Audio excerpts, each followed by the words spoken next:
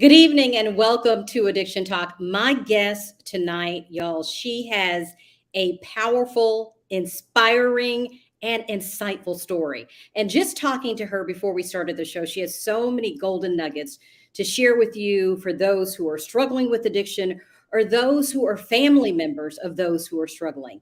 Take a listen to Melissa Urban's story. Melissa Urban is the co-founder and CEO of Whole30 and a 7-time New York Times best-selling author, including the Book of Boundaries. While many are aware of her dedication to health and wellness, tribulations early in life led Melissa to where she is today. At 16, she experienced a sexual assault and turned to drugs to numb the pain. Today, Melissa has more than 23 years in recovery. Whole30 was launched early in her recovery journey after she realized she would have to change everything about her life, including her relationship with food. Addiction Talk starts now.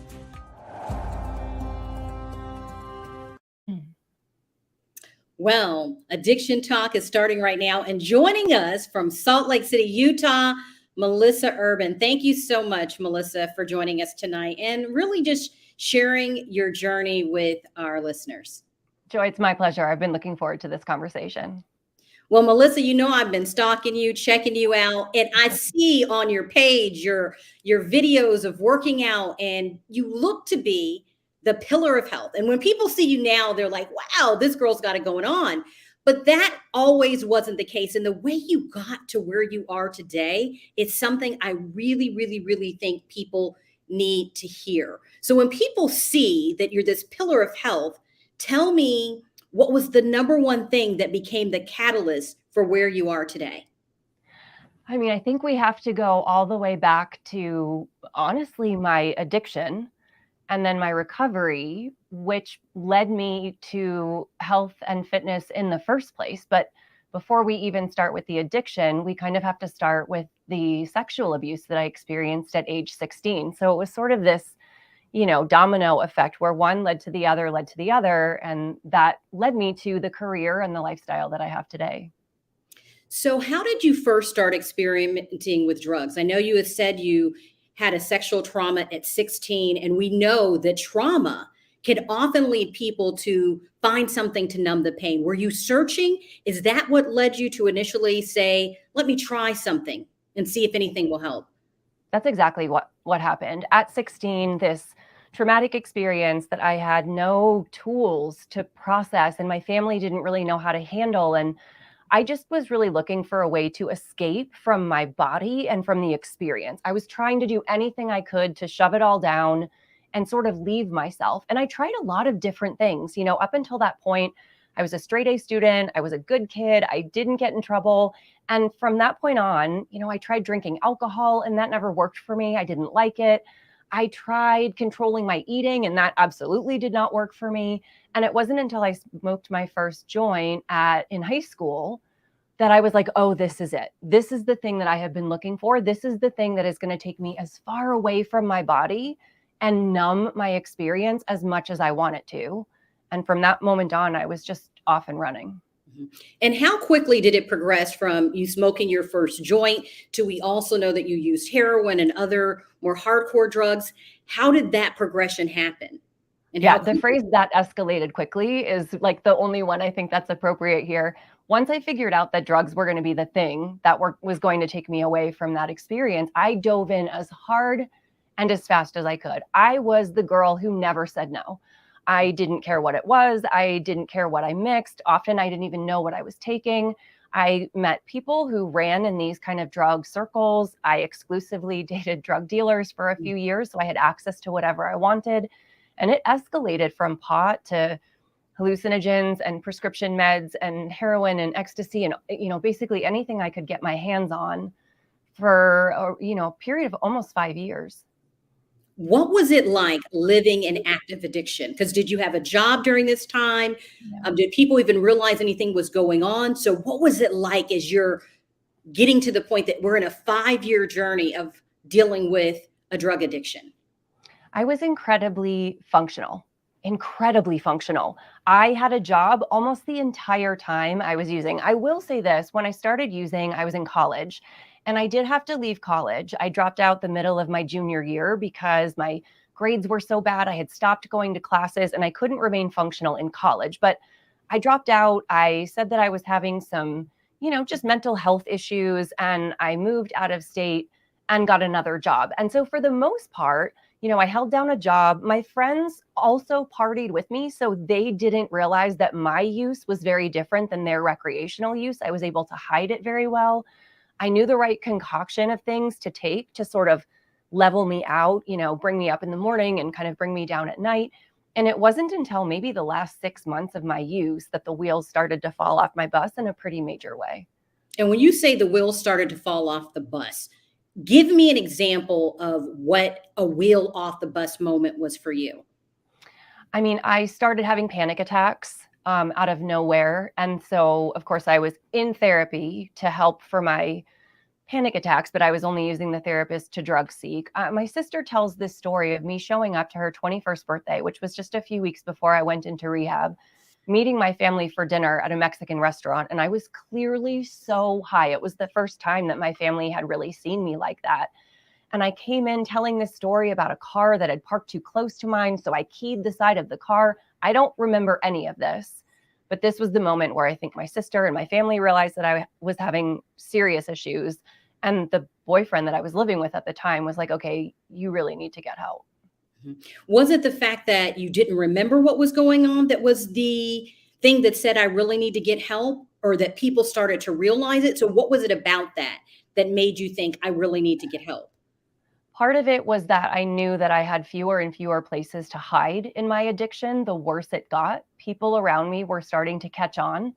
And in the past, I had used kind of bouncing around between houses, between apartments, between cities to kind of throw people off the scent in terms of how dysfunctional I was. And I couldn't run anymore. People were starting to catch on. But I think the biggest thing for me was that I turned to drugs to take me away from this experience that was so traumatic that I just desperately wanted to avoid. And then the drugs became a problem unto themselves. So now I was recognizing that I had these layers of problems. I had this trauma that I hadn't addressed. Now I had this drug addiction that used to be fun, but now I could not control. I couldn't stop even if I wanted to. And I hated myself for it. But that stress and the isolation that it brought only led me to do more of the thing that I hated myself for. I was trapped in this really awful cycle and I didn't know how to get off. And I figured it would only end in one of two ways. I would either die. Well, that's kind of what I figured. I figured I was going to die. Mm. Wow. So you have this moment where you figure, I'm going to die if I don't do something different. Was the drug still helping to numb the pain, or did you find that it wasn't even working anymore? So the solution that you thought you found wasn't really a solution at all.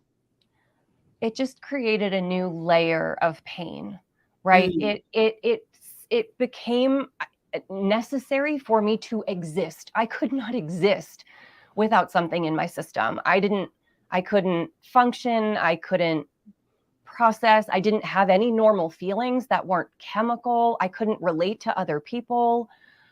So it was just a new layer. And I think at this point, this layer of pain had become so profound and was so close to the surface that if I even tried to think about why I started using in the first place, it probably would have sent me spiraling into the deepest depression ever. I mean, it was too much for me to comprehend and too much for me to try to figure out. And so you said, at this point, I'm either going to die or I'm going to go seek treatment. What was that moment? Was there a light bulb moment that Yeah. you picked up the phone or called and said, I'm going into treatment today?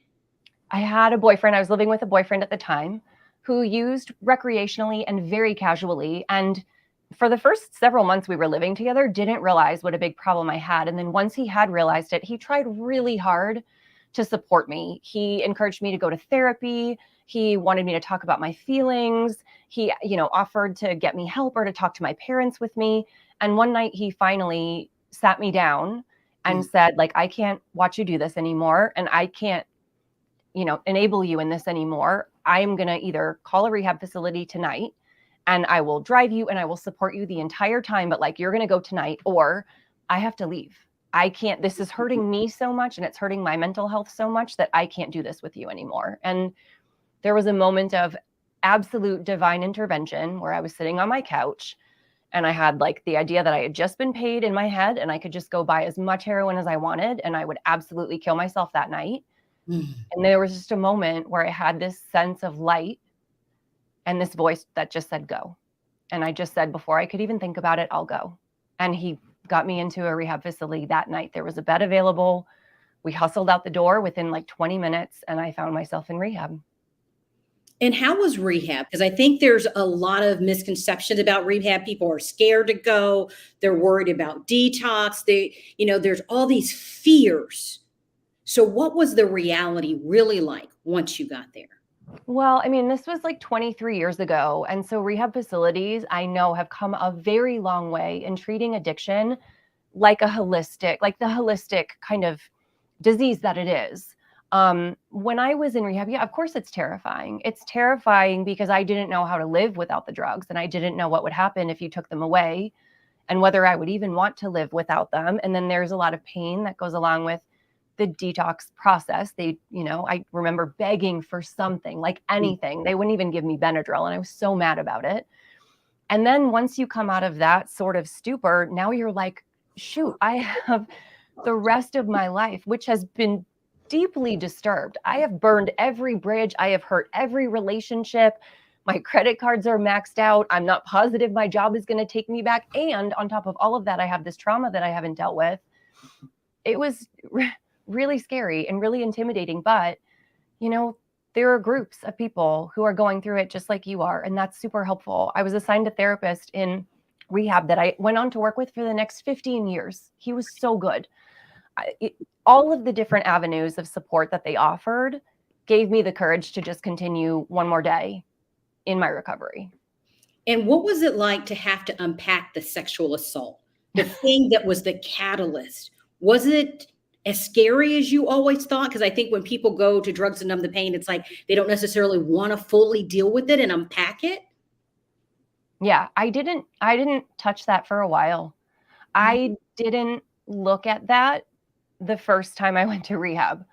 It wasn't until much later that I realized that this was the thing that I was going to have to dig into if I really wanted to recover and preserve my recovery. And then what I will say is, like, both things are hard, right? Addressing this, unpacking it, looking at it, talking about it, figuring out what it means, letting go of old stories you have about the trauma. That's really, really hard.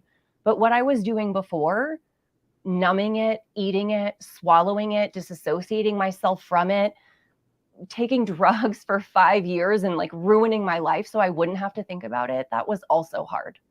So I just chose this hard because I knew that this path would lead me to the recovery that I really wanted to achieve.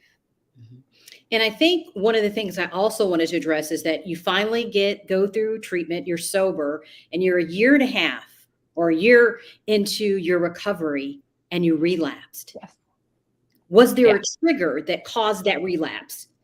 I wish I could say yes, but Joy, it happened faster than I even realized. I found myself at a party with some people. I had just gone to like an AA meeting and collected my little 1-year chip. It feels like it was maybe like the week before. And I found myself like at a place with some people that I didn't know. And the next thing I know, I'm in the bathroom looking up from a sink into a mirror with something dripping down the back of my throat. I don't know what I took. I couldn't tell you to this day. And I couldn't tell you why, other than I had set no boundaries around my recovery. I had created no distance between myself and my cravings and my temptations. I hadn't unpacked my trauma. Like there was just such a thin margin of error for me. I was holding on to that recovery, just white knuckling my way through every single day. And this opportunity presented itself and I was off and running again. And so when you came to yourself and you realized what was going on, how soon did you say, I got to get back into treatment again? Yeah, it was maybe a month or two. The thing they don't tell you about relapses is you jump back in right where you left off. There's no grace period. There's no ramp up period. I was buying heroin as soon as I possibly could.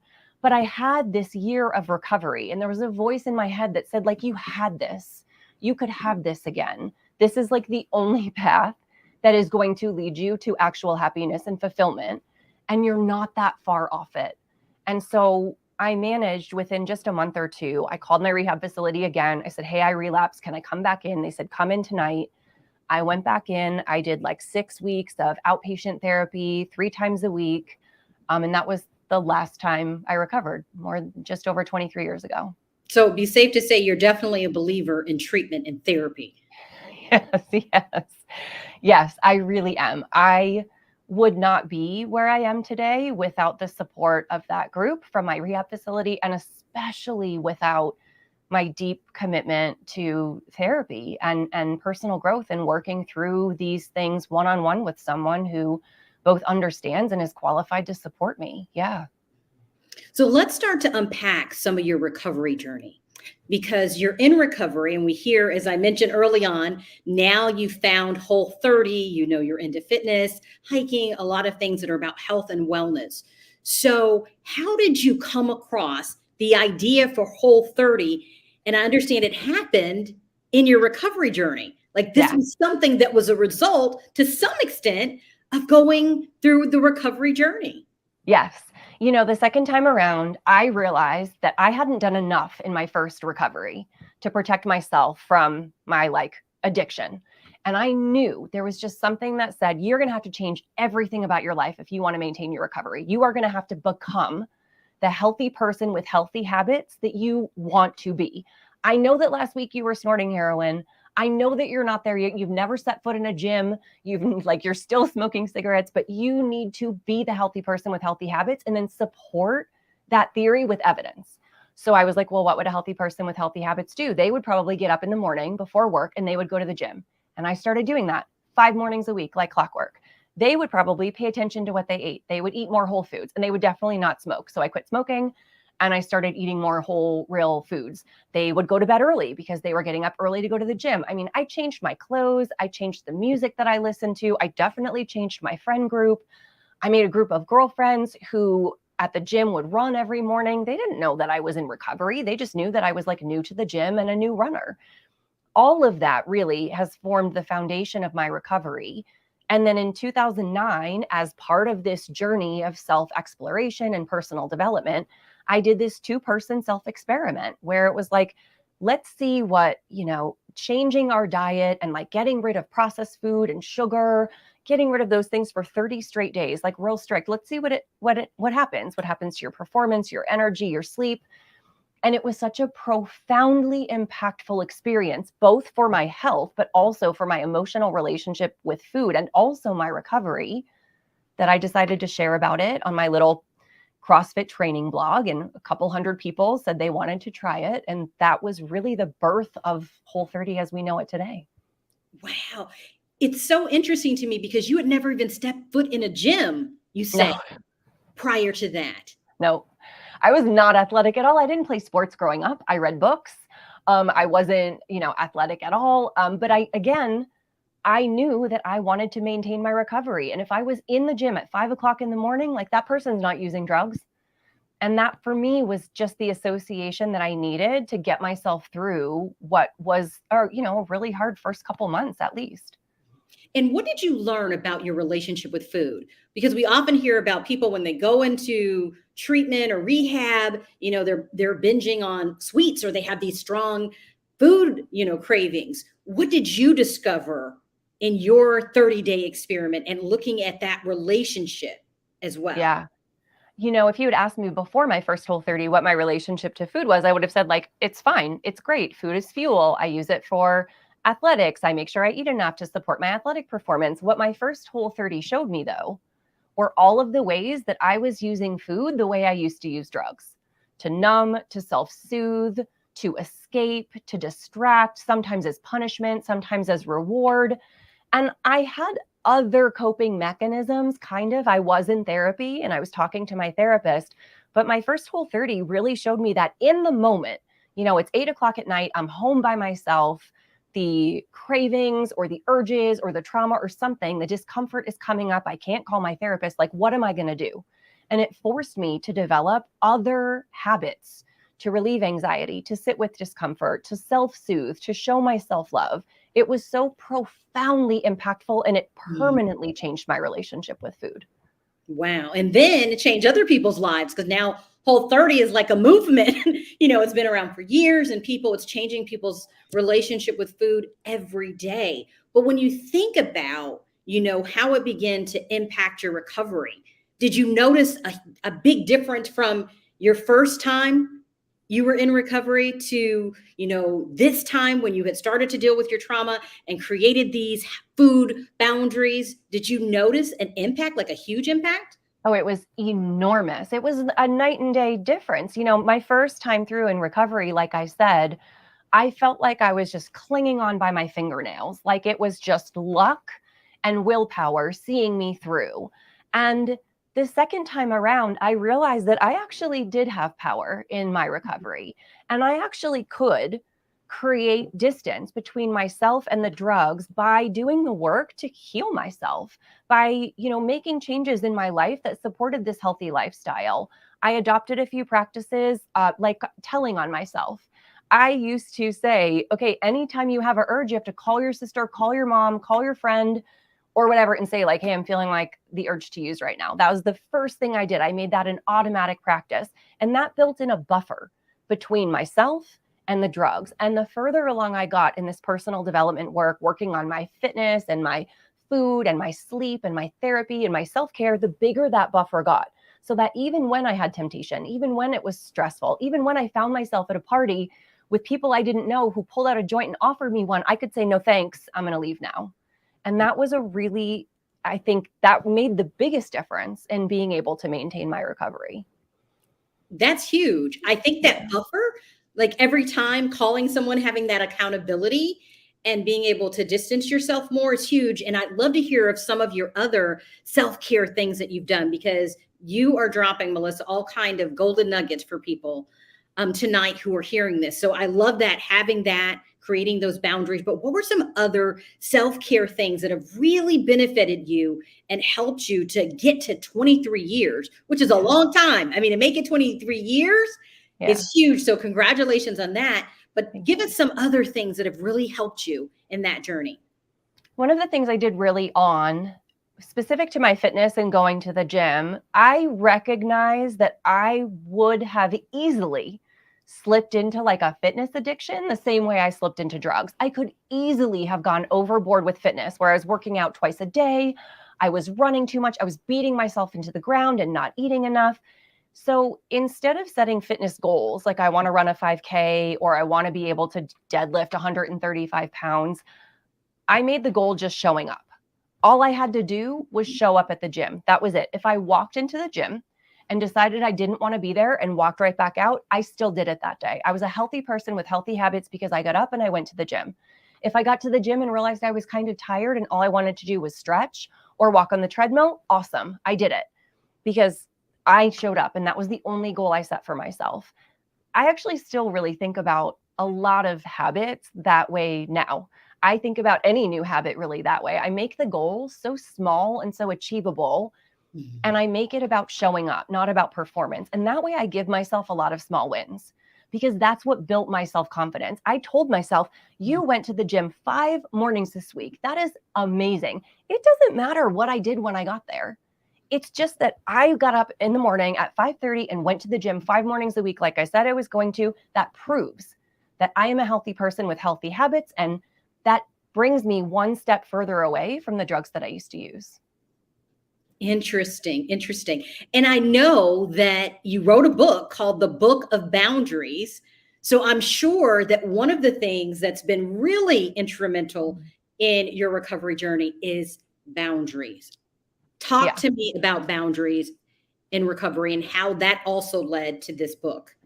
Yeah, I mean, the first boundary I ever remember setting in my whole life, like honest to God boundary, was in my recovery. It was after I had relapsed, after I had gone back to rehab. I was out with a friend, accepted an invitation to a party, and I was like, you probably shouldn't go, but I didn't want to hurt his feelings. He had invited me, and it was with other friends, and they didn't know I had relapsed. And I remember being in this environment feeling very unsafe. It reminded me a lot of my relapse environment. And out of nowhere, an honest to God boundary just tumbled out of my mouth. I said to my friend, I don't feel safe here. I can't be here. I need to leave. And I was so scared. My trauma and to some extent my addiction had taught me that I can't trust myself, that I shouldn't advocate for myself, or if I do, it will make people reject me or not like me or not love me. And I had all of these preconceived notions that setting boundaries would lead to isolation and rejection. And in the moment, he just said, oh my gosh, I didn't realize. He asked me a couple of questions and he was like, yeah, let's go. And that, I think, was another pivotal moment in my recovery where I realized, A, no one was going to advocate for me but myself. And B, I had the power to advocate for myself. I didn't have to wait for everybody else to make sure that their behavior was such that it was keeping me safe. I had the power to keep myself safe. And from that moment on, I set boundaries all over the place around my recovery, boundaries with myself, boundaries with others, boundaries with total strangers as another buffer between me and the drugs as a means of protecting my recovery. I think boundaries are hugely important in any recovery practice. So tell me, if you could, maybe 3 to 5 of your top boundaries that you set that have made the impact as well. Yeah. One of the boundaries that I've been holding as long as I can remember is that I don't check work or Slack or email before my morning routine.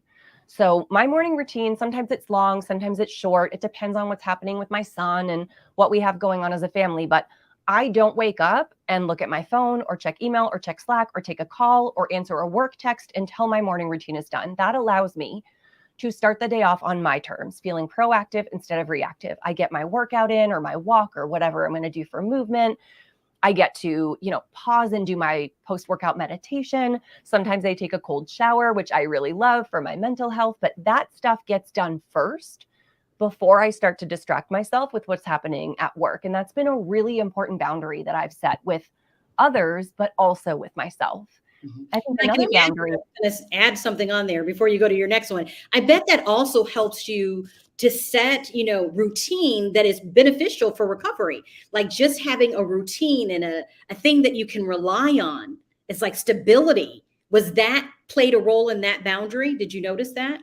Hugely important. I have found that both in my recovery and in life in general, if I can bookend the front and the back of my day with routine, with a structured sort of system that I'm proactively initiating, the middle of my day can just go all to hell.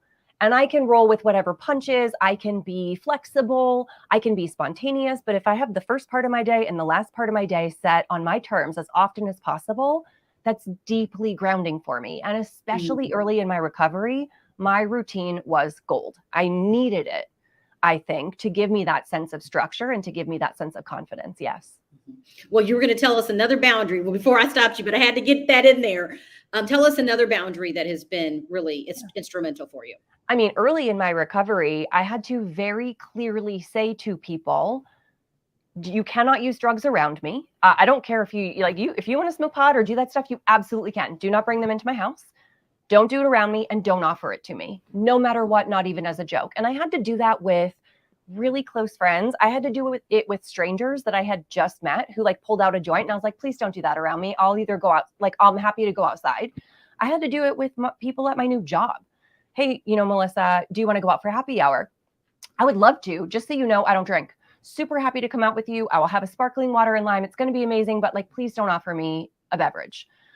And that was really scary for me. And sometimes people would ask why, and I wouldn't want to tell them that I was in recovery all the time. And in the beginning, I really fumbled those questions, but it was very important for me, again, to create that buffer so that I had one more step of, I've set this boundary and now this person knows that this is my limit. And B, just to practice standing up for myself so that eventually a very casual no or no thank you felt completely confident, very comfortable, and really accessible to me. Now, Melissa, you said something that I had to ask you about. Did people joke about it? Because you said not even if they're joking. Is that something that really happens? Yes. Oh my gosh. Yes. Your friends, let me tell you, the people that I used to hang out with who either didn't understand how serious my addiction was because they weren't a super close witness to it, or who felt defensive because I was no longer using and they still were, and that made them deeply uncomfortable about their own behavior. Yes. it is remarkable how sometimes the people who are closest to you that you think would be the most supportive are the ones who get the most defensive or try to sabotage you the most. And I had to end some friendships because I had at least one friend who was like, it wasn't that bad. I've partied with you plenty. Like, you're being such a prude about it. Of course you can just have one. And I had to cut the friendship off. Yeah, that happens more often than you might think, especially around alcohol because it is so social. And I think that goes back to, you said, setting boundaries with yourself and knowing what you will and will not tolerate in your life. Something else you said interesting early on is you set boundaries, you change your clothes and your music.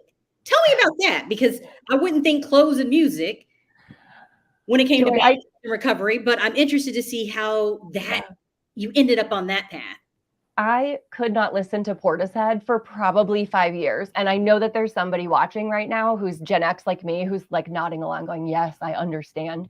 There was music that I listened to so much when I was using. And when it would come on, either on my own playlist or on someone else's playlist or just on the radio, I used to just grit my teeth through it, almost as if it was making me stronger to bear down and listen to it, even though it brought up all of these terrible memories and all of these awful feelings. And finally, I just said, this is dumb. I don't want to listen to this anymore. So if it came on the radio, I would change it. I took it off all of my playlists. And if it came on, somewhere where I couldn't help it, I did my best, but I isolated myself from these things that made me uncomfortable. It was the same thing with clothes, clothes that my drug dealer ex-boyfriend gave me, or my friend Nick's hat that still smelled like pot. Like, I got rid of all of that stuff. And you would think, well, that's super obvious. Of course you should. But it took me a whole year and 2 stints in rehab before I realized I was worthy of having an environment that made me feel safe, that made me feel comfortable, and that reinforced my recovery.